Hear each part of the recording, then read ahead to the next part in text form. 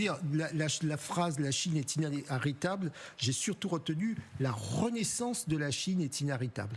Et j'ai le sentiment qu'au fond, on découvre que les Chinois ont une perspective internationale de superpuissance, mais ça fait très longtemps que ça a commencé. Et je vais vous dire pourquoi c'est important de l'avoir en tête, parce qu'on comprend mieux la démarche. Il y a exactement 40 ans, lorsque je suis parti étudier en Chine, nos amis chinois nous disaient à l'époque, dans 30 ans, dans 40 ans, nous serons la plus grande puissance du monde parce que la Chine a une histoire millénaire et nous avons un rôle à jouer. Alors nous, évidemment, on rigolait parce qu'on se disait c'est impossible. Eh bien oui, ça a été possible parce que c'est un peuple déterminé, c'est pas une démocratie, il y a un plan, il y a des objectifs. Donc de ce point de vue, c'est pas un début d'aujourd'hui. Sauf que Jean-Claude, pardon de vous interrompre, la Chine n'est pas la première puissance mondiale. Bien sûr, mais c'est leur objectif. Ils ont d'abord un objectif pour eux. La Chine a un objectif pour elle en se disant nous devons être une très grande puissance planétaire. Et cette grande puissance planétaire, elle se donne des objectifs. Ça, c'est la première chose. La deuxième chose, elle a des besoins internes. Elle doit sécuriser son commerce, elle doit sécuriser ses rapports avec le reste de la planète, et elle voit très bien qu'elle a ici une fenêtre de tir qui lui permet de jouer une partition, parce que si elle ne, de son point de vue, moi c'est ce que j'entends de mes interlocuteurs, si elle ne s'impose pas face aux États-Unis, y compris à travers dans le reste de la planète, eh bien, elle n'y arrivera pas. C'est ce que me disent... Économiquement, commercialement... c'est avant tout économiquement et commercialement. Parce que la Chine ne veut pas la guerre. Absolument pas. Son objectif n'est pas de devenir le gendarme du monde à la place des États-Unis.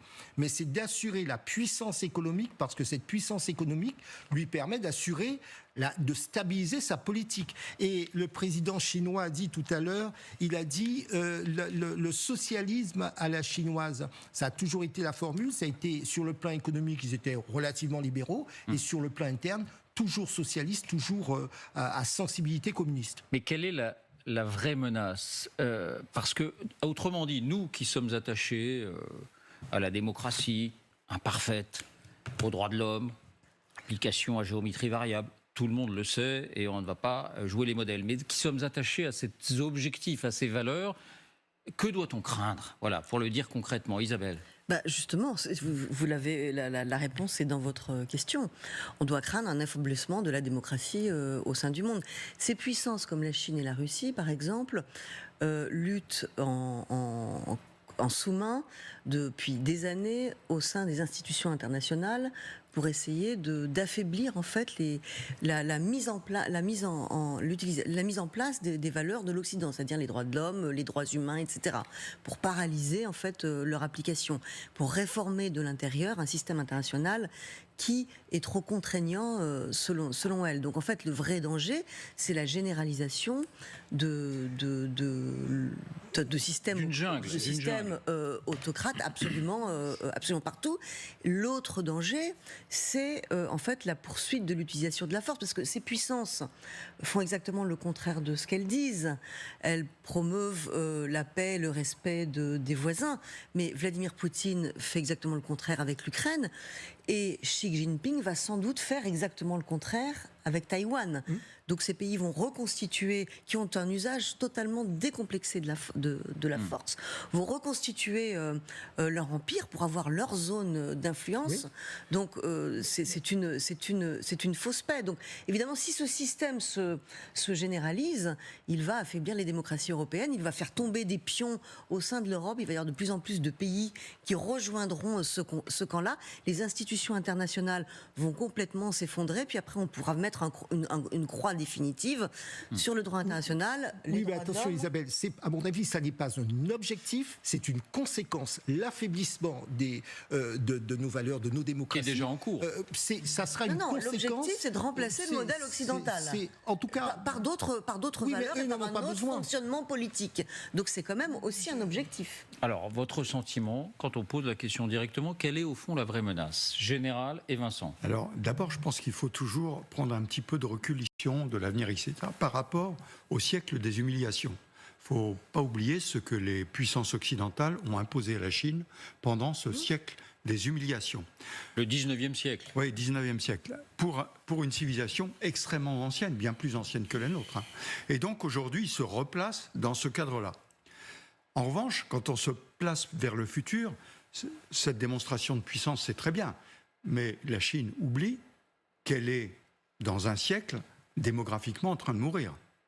Elle perd 350 millions d'habitants dans les 10 années qui viennent. 350. Dans les 10 années qui viennent ? Oui, c'est-à-dire autant que la population des États-Unis, par exemple. Donc c'est absolument catastrophique. Vous savez, la règle d'un seul enfant a été abolie, mais elle est toujours appliquée. Les Chinois ne veulent pas plus d'un enfant. Donc ça, c'est la première chose. Deuxième point, le monde, tel qu'on le voit depuis 1945, est très américano-centré. Je rappelle que les Nations Unies sont installées à New York, c'est pas par hasard, et c'est très américano-centré. Mais les Occidentaux ont cru que leurs valeurs étaient applicables partout.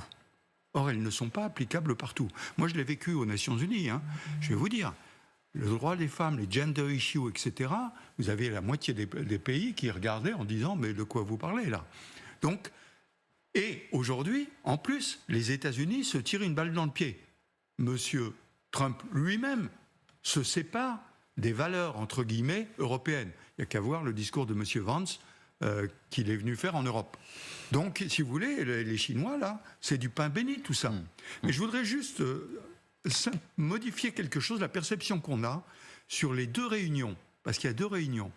Tianjin, l'OCS, l'Organisation de coopération de Shanghai, et le défilé là.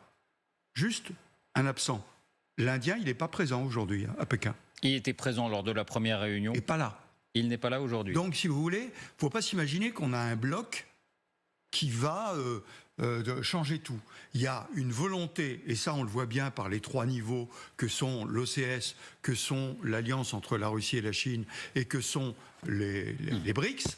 Il y a une opposition au système occidental, mais en clair, qui a perdu son droit de préemption depuis 2003. Le grand virage, ça a été 2003, et la position américaine qui a été « j'en fais qu'à ma tête, en Irak, vous allez voir ce que vous allez voir ». Et j'étais aux Nations Unies à ce moment-là, je peux vous dire qu'il y avait 130 pays, sur 193 quand même, qui étaient totalement opposés à ce qu'ils faisaient.